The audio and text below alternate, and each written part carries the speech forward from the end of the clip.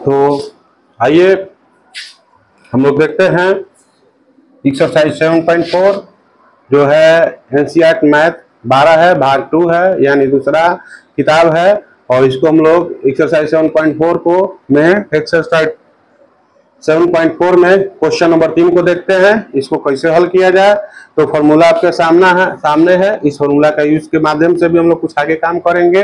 तो सबसे पहले ये सवाल हुआ, क्वेश्चन नंबर 3 का ये जो सवाल हुआ, अंदर में देख रहे हैं ना, इतना बड़ा दिया है, 2 - x दिया है। इसको क्या करना होगा, हम लोग को छोटा करना होगा। क्या करना होगा, तो छोटा करना होगा। तो इसको मानना होगा।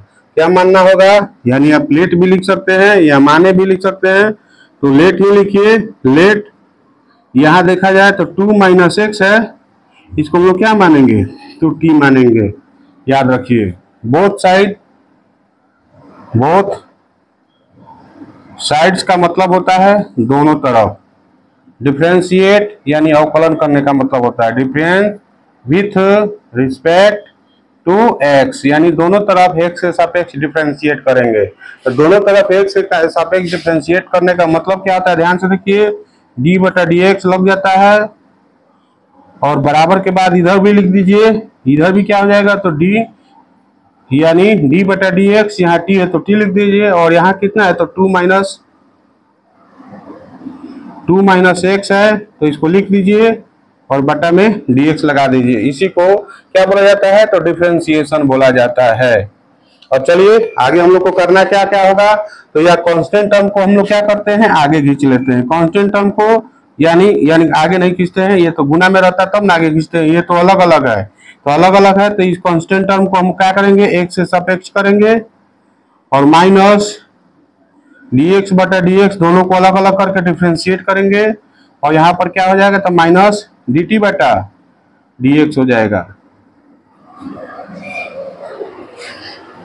कांस्टेंट टर्म का मान क्या होता है, तो 0 होता है, यानी कांस्टेंट टर्म का डिफरेंशिएशन 0 होता है। ये कटेगा तो -1 हो जाएगा और बराबर के बाद क्या हुआ, तो dt/dx हो गया। याद रखिएगा, यानी इस बात को हम लोग यहाँ भी थोड़ा सा समझ सकते हैं। यानी हम -0 को हम लोग 0 को छोड़ देंगे, क्या बचा, तो -1 = dt/dx, या dx को इधर ले आएंगे तो -1 × dx = क्या हो जाएगा, तो dt हो जाएगा।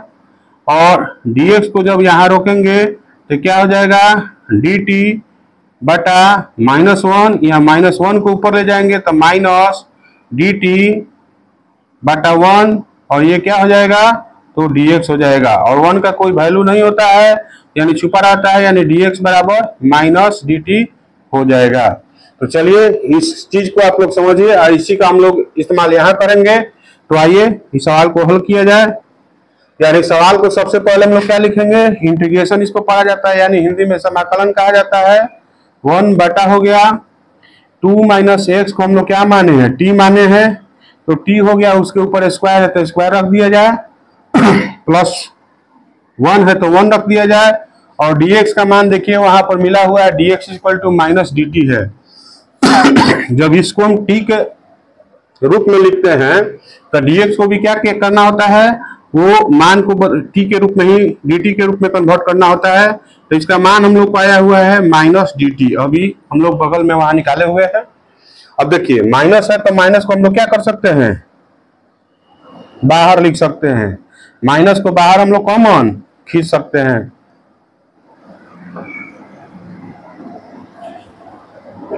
यानी हम लोग लिख सकते हैं, क्या लिख सकते हैं, तो माइनस, और ये इंटीग्रेशन में है तो इंटीग्रेशन हो गया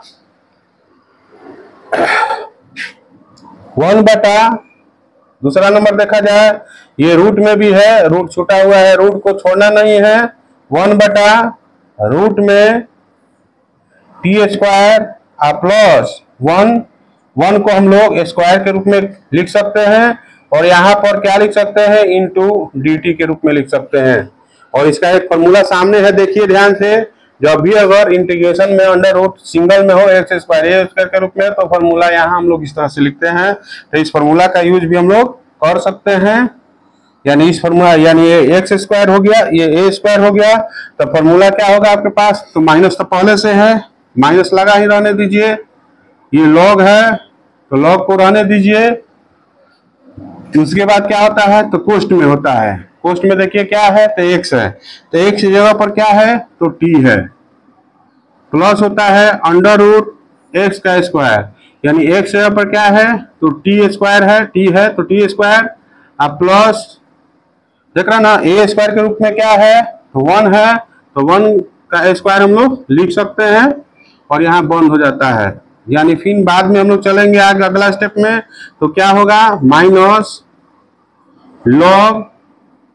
अब t का मान जो है हम लोग यहाँ रख सकते हैं, t का मान हम लोग यहाँ क्या कर सकते हैं तो रख सकते हैं।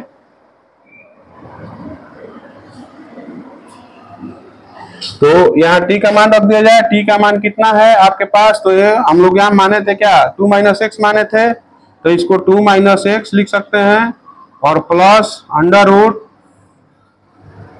2 - x का होल स्क्वायर प्लस 1 का स्क्वायर 1 ही होता है। बराबर के बाद देखा जाए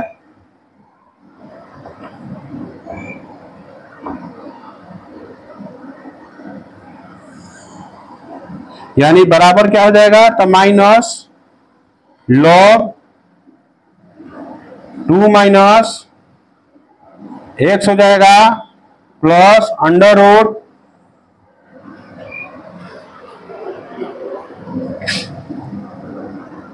यहाँ a - b का होल स्क्वायर पर खोल लिया जाए तो क्या हो जाएगा, यानी a का स्क्वायर प्लस b का स्क्वायर और माइनस में 2a, a के जगह पर x है और b के जगह पर x है और प्लस में क्या है तो प्लस में 1 है, यानी कुछ देर खातिर प्लस में 1 है। यानी क्या हो जाएगा तो माइनस 2 - x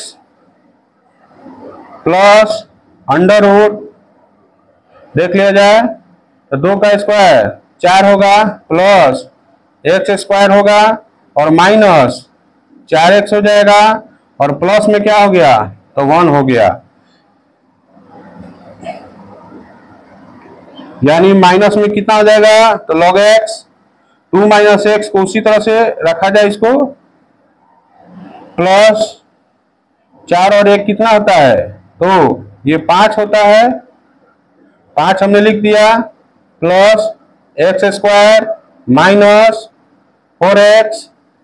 और जब भी इंटीग्रेशन हटता है याद रखिएगा, जब भी इंटीग्रेशन हटता है तो इसमें क्या लगता है प्लस c लग जाता है। यानी समझिए कि सभी के साथ प्लस c लगा हुआ है, यहाँ भी प्लस c और यहाँ भी प्लस c लगा हुआ है।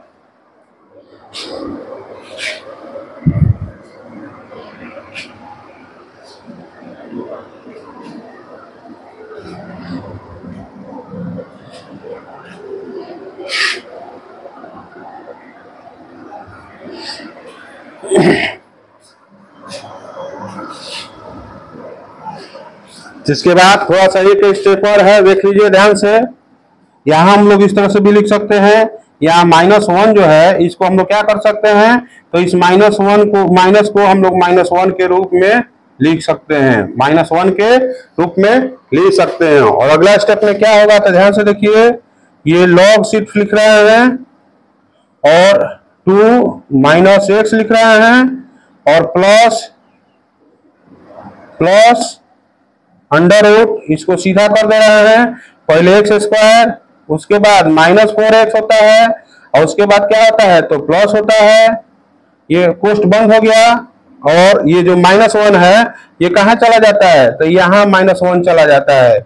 इसका एक फॉर्मूला होता है, फॉर्मूला वो क्या होता है ध्यान से देखिए, एक फॉर्मूला होता है log m के पावर, अगर n log m हो, ध्यान से देखिए n log m हो तो क्या होता है तो log ये जो पावर होता है n इस तरह से, यानी m के पावर का पावर पर चला जाता है, यानी इस तरह से होता है। ये log का फॉर्मूला है, इस फॉर्मूला पर याद रखिएगा।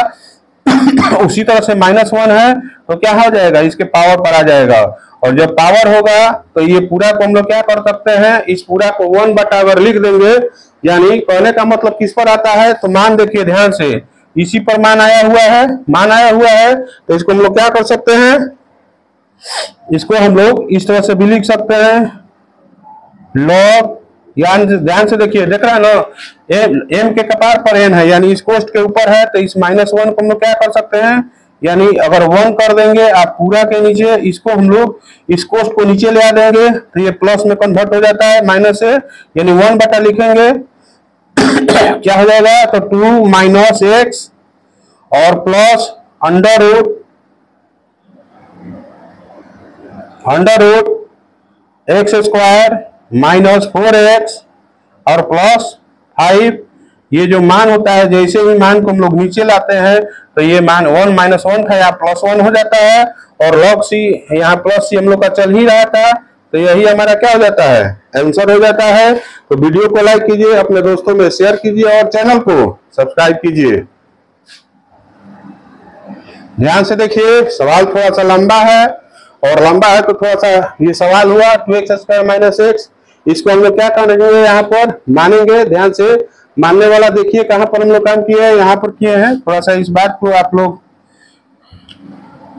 ध्यान से देखिएगा, यहाँ से यहाँ तक का जो मान हुआ 2 - x इक्वल टू क्या माने थे, तो t माने थे, दोनों तरफ डिफ्रेंशिएट किए तो ये मान हुआ। कांस्टेंट टर्म का मान 0 होता है, और ये कटेगा तो -1 फेंकेंगे तो माइनस तो क्या हो जाएगा, इसको यहाँ हम लोग, इसके बाद हम लोग यहाँ चले हैं, याद रखिए इसमें चले हैं।